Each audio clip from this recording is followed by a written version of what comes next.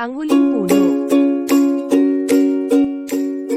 Ito ang punong mangga sa syudad.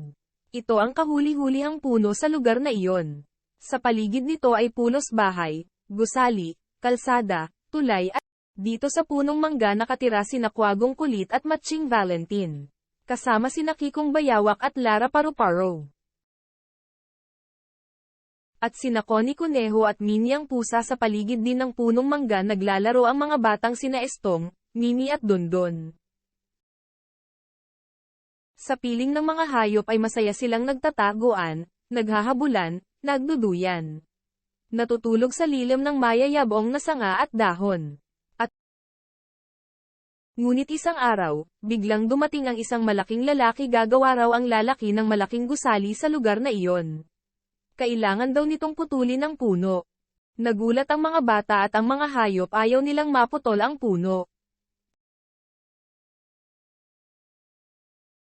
Dahil kapag nawala ang puno, mawawalan ng matitirhan sina Kwagong Kulit, Matching Valentine, Kikong Bayawak, Lala Paru-Paro, Connie Conejo at Minnie ang pusa.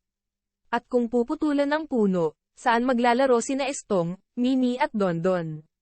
Sayang. Kapag tuluyang nawala ang puno ay mawawala rin ang natitirang sariwang hangin na siyang hininga nito.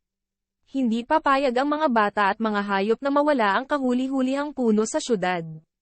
Buong tapang na humarang ang mga bata sa malaking lalaki. Babalik ako, sabi ng malaking lalaki bago umalis.